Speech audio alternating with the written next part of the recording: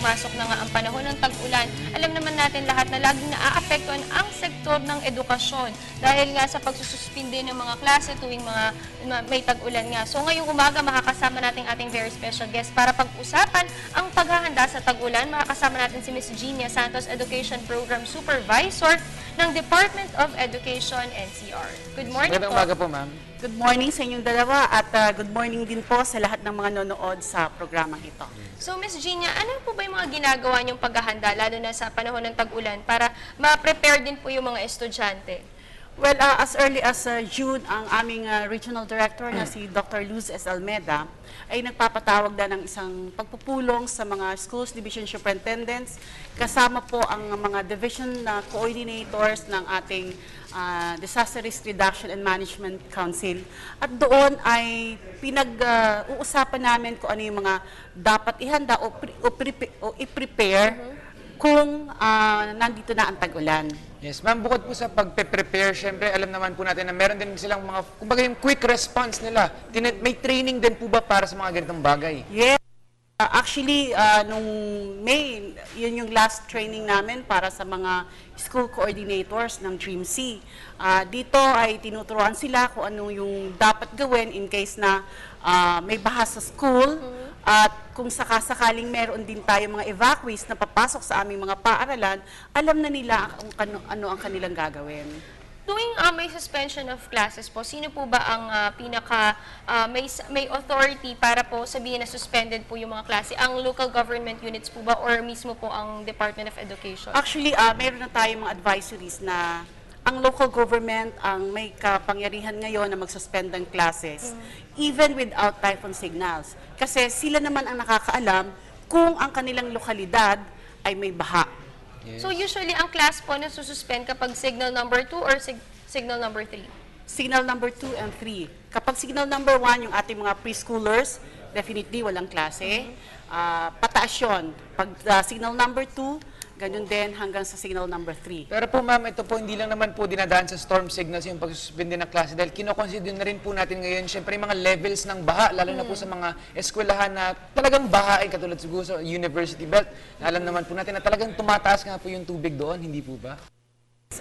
Kahit wala tayong typhoon signals, maaaring mag-suspend ng klase ang local governments dahil doon sa kanilang lokalidad may mataas na tubig. Yes, ito din nakwento ni ma'am kanina na meron nga daw mga, kumbaga sa schools na marang disaster preparedness na person. Ma'am, sa lahat po ba ng mga paaralan, meron talaga pong representative ng itong sa disaster risk reduction and management? Yes, actually,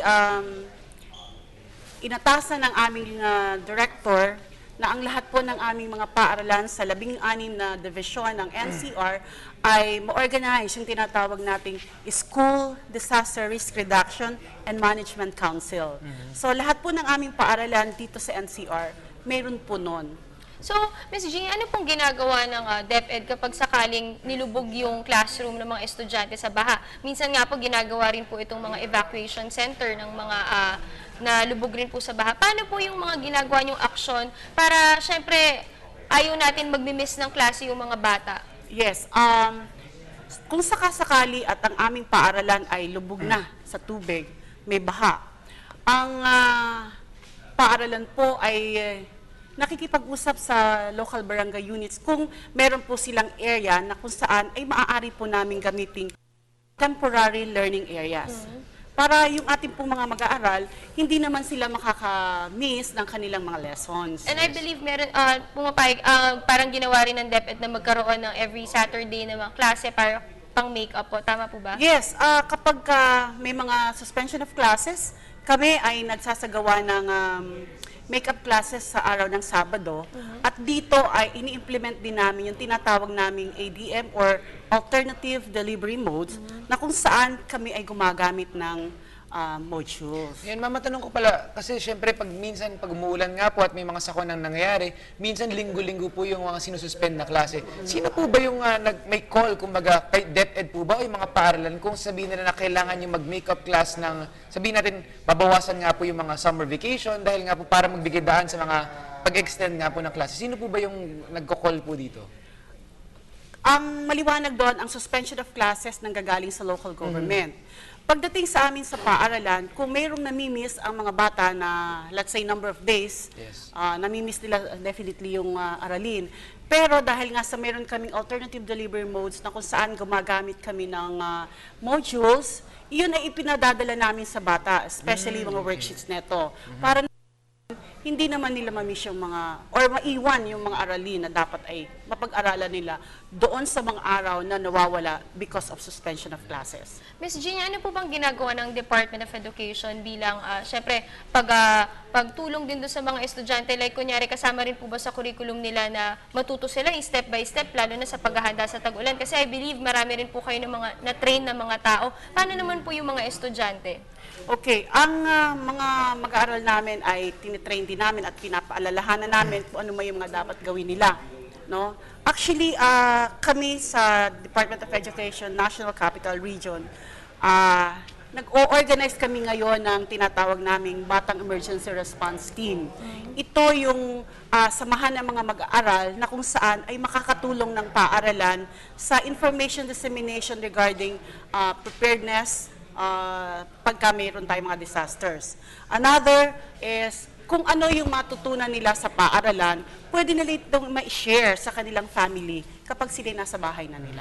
Ito po ma'am kasi nung mga nakarang araw nakasama po namin ang mga representatives ng Department of Health at nakwento nga po nila na yung mga sakit katulad ng dengue at leptospirosis ay talagang laganap tuwing tag-ulan. Yes. Meron na din naman po ba ang proyekto ang Department of Education para inform din kumbaga yung mga estudyante kung paano makaiwas sa mga ganitong klaseng sakit?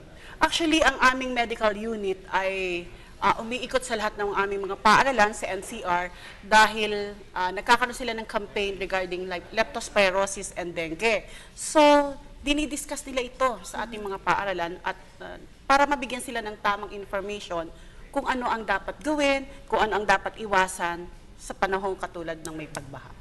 So, Sandro, nakita naman natin dito yung mga programa ng Department of Education, hindi hadlang ang tag-ulan Yes. o anumang sakuna para hindi makapag-aral ang isang estudyante. So, meron naman pala silang alternative kung saan pwede sila pumasok tuwing Sabado. So, binibigyan pala sila ng mga modules kung Modules, saan yes. pwede sila mag-aral. Kahit siguro sa bahay, pwede nila pag-aralan Importante yan. yun kasi syempre mahirap naman since nawalan ka na nga ng klase, ang tendency is ma-delay ka. Kumbaga hindi mo ma-catch up yung kumbaga nasa tamang flow or nasa curriculum. So at least ito, kumbaga nauuwi nila, nagagawa nila on their own and syempre meron din silang weekends para ma-supervise ng mga kanilang mga guro. Yeah. At ang nakakatuwa pa dyan, meron din sila yung Batang Emergency Response Team kung saan hindi lamang yung mga, syempre matatanda ang natitrain, kundi pati yung mga estudyante mismo para alam nila yung mga gagawin na sa araw. Meron pa programa or projects ang Department of After prepare me to meeting, mabigyan lalo sila ng tamang information kung ano ang dapat gawin.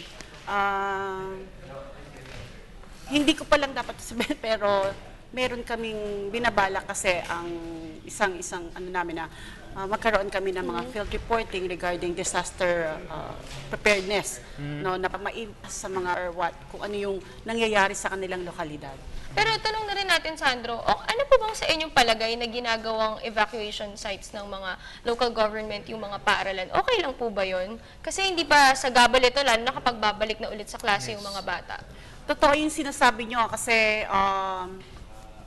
pag kami mga evacuee sa isang paaralan, hindi naiiwasan yung mayroong nasisira, Totoo. mayroong nawawala sa mga properties ng school.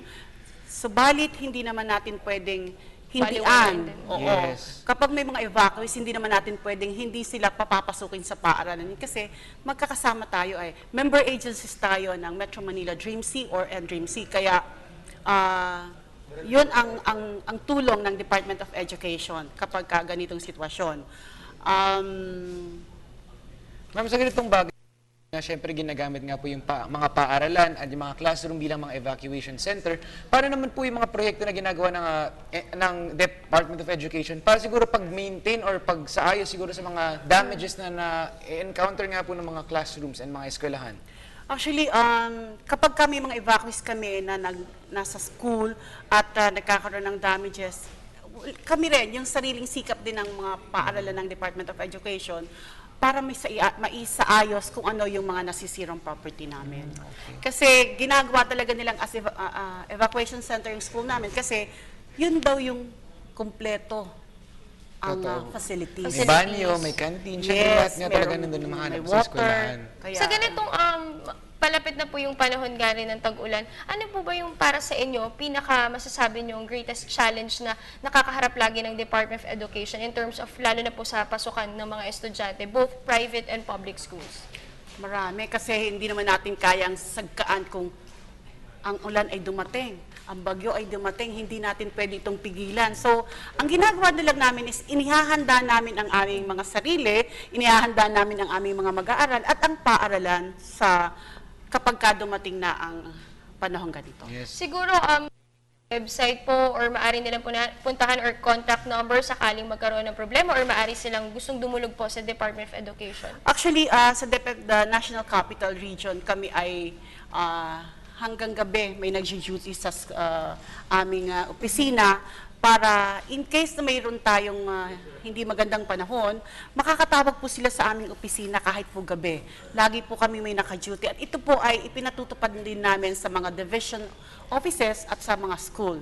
Ito po yung isa sa mga role ng aming S-DREAMC, ng Division DREAMC at ang Regional Disaster Risk Reduction and Management Council. Ma'am, siguro panghulin na lang po para to cap off our conversation this morning. Baka meron po kayong mensahe po sa ating mga manonood ngayong umaga para po sila mag-ingat na rin po at maging aware kung mga sa mga proyekto ng Department of Education sa paghahanda sa tag-ulan. Para po sa aming mga manonood ngayon, pinapaalalahanan po namin ang aming mga magulang at ang aming mga mag-aaral na hanggat maaari po ay tumutok tayo at makinig tayo sa radio. Mag-monitor po tayo sa weather updates from Pag-asa para nang sa ganun po ay malaman natin kung ano ba yung sitwasyon o meron po ba tayong ulan, meron po ba tayong baha. So, iwasan na po yung pagkakasakit ng ating mga bata. Ayan, maraming salamat po. That was Ms. Genia Santos, Education Program Supervisor, Department of Education. Yes, at syempre dito sa Good Morning Boss, marami pa tayong impormasyon at mga kaalaman na ihahatid. Kaya't manatiling nakatutok, dito lang yan sa Good Morning Boss.